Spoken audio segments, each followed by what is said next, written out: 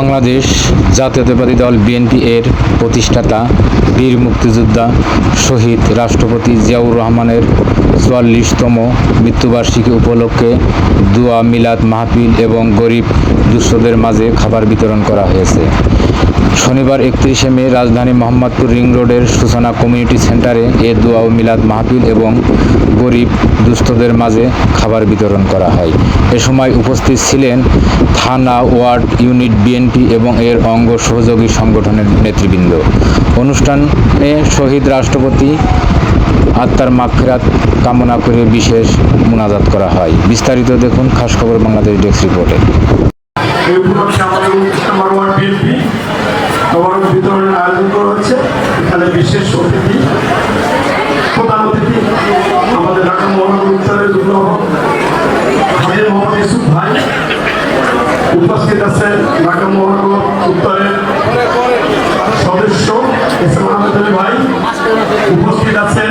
আমাদের মোহাম্মদপুর থানার কনভেনার অতিথি শুকুর মাহমুদ ভাই উপস্থিত আছেন। আমার রাজনীতি, আমি যা হাতে রাজনীতি করতেছি, আমার নেতা ওয়ার্ডের সিনিয়র, থানার সিনিয়র এনায়েত হাফিজ ভাই, আমাদের মহানগরের উপস্থিত আছেন ওলামা দলের সাইফুল ইসলাম মহানা, উপস্থিত আছেন ঢাকা মহানগর উত্তর জাসাসের শামীমউদ্দিন মন্ডল, আর আমি থানার যে নেতারা আছে যুগ্ম সবেরই আমি এক কথা বলবো, যেহেতু আর মাত্র 6 থেকে 7 মিনিট সময় আছে, এরপর ইউসুফ ভাই কথা বলবে। এতে একজন করে যদি বক্তৃতা নাম বলি তাহলে আমার সময় শেষ হয়ে কথা বলতে পারবো না।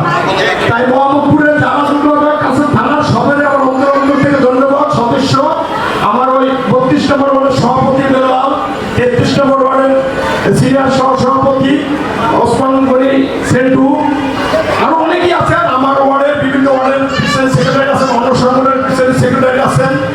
আমার 29 নম্বর ওয়ার্ডের আমার নেতাকর্মী আছেন, ইউনিটের নেতাকর্মীরা আছেন, বিশেষ করে মহিলা নেত্রীরা আছেন।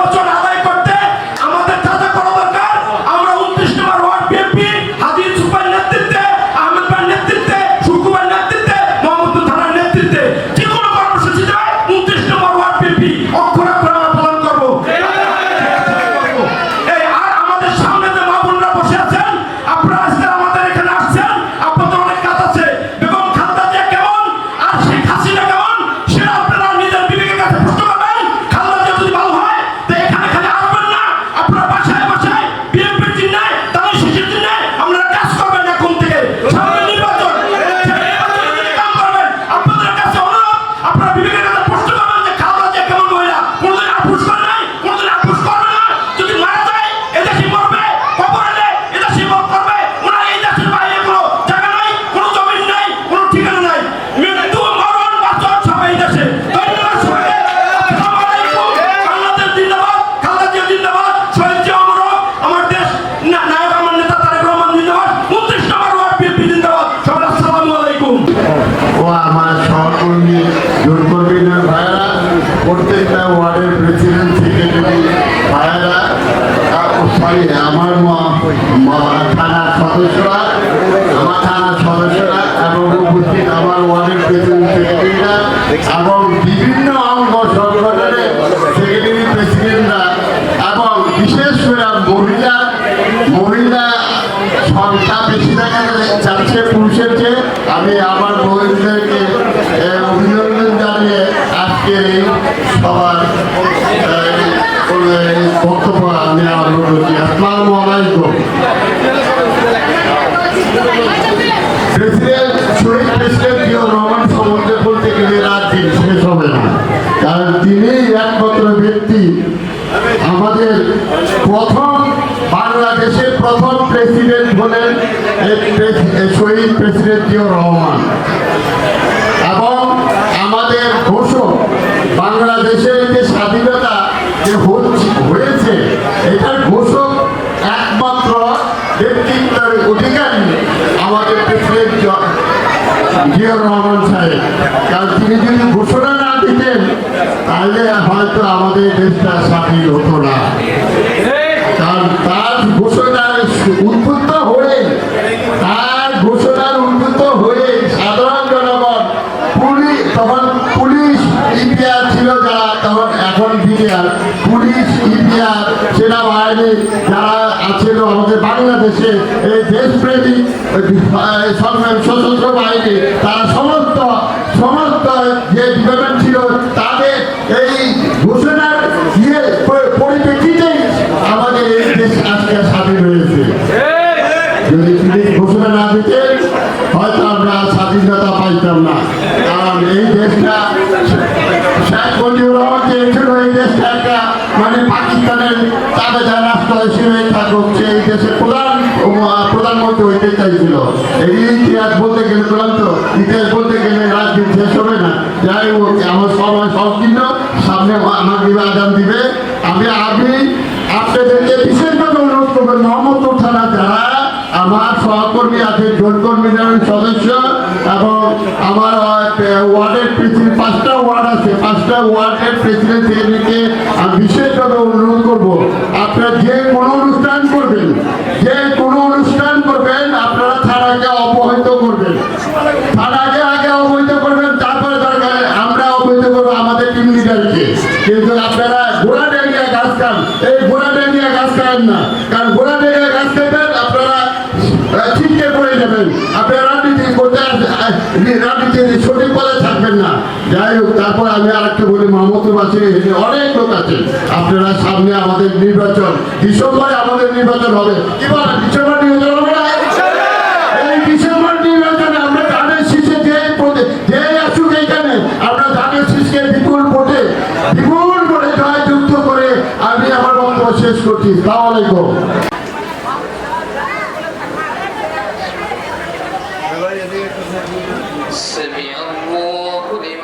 আজকে আমাদের প্রিয় নেতা, আপনাদের সকলের প্রিয় নেতা, বাংলাদেশের রাখাল রাজা, বাংলাদেশের স্থপতি, বাংলাদেশের সর্বপ্রথম জনগণের ভোটে নির্বাচিত প্রেসিডেন্ট, সার্কের প্রতিষ্ঠাতা এবং বাংলাদেশের সর্বপ্রথম গণতন্ত্র উদ্ধারকারী, স্বাধীনতার মহান স্বাধীনতার ঘোষক এবং মুক্তিযোদ্ধা, যিনি নেতৃত্ব দিয়ে জেড ফোর্সের প্রধান হয়েছিলেন, সেই প্রিয় নেতা আজকে শাহাদত বার্ষিকী আমাদের শহীদ প্রেসিডেন্ট জিয়াউর রহমানের 44তম শাহাদত বার্ষিকী।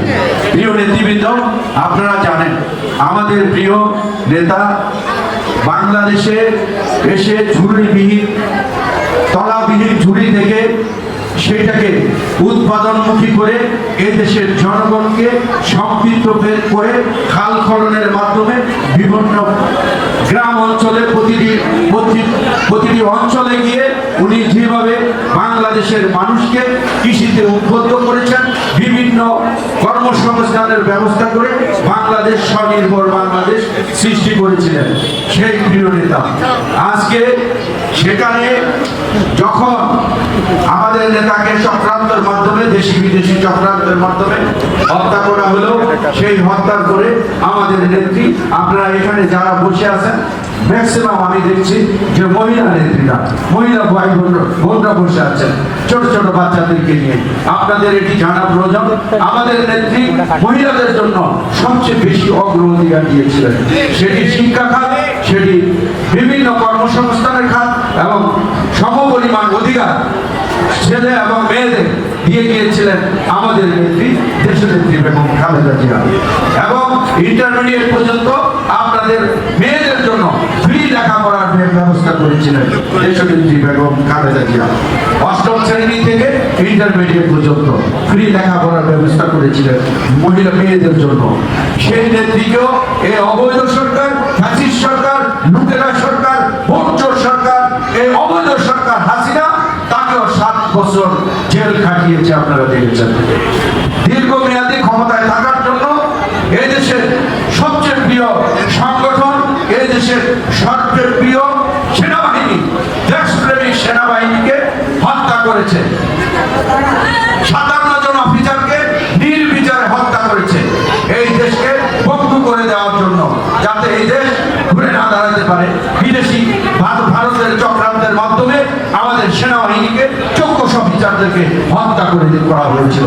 আপনারা জানেন হেফাজতের ছোট ছোট মাসুম বাচ্চারা, কেউ 10 পারা হাফেজ, কেউ 5 পারা হাফেজ, কেউ পূর্ণাঙ্গ হাফেজ, অনেক মসজিদের মুয়াজ্জিন ইমাম খতিবদেরকে নির্বিচারে রাতের আধারে গুলি করে দীর্ঘমেয়াদী ক্ষমতায় থাকার জন্য হত্যা করে পুনরায় ক্ষমতায় থাকার জন্য সেটি তারা করেছিল।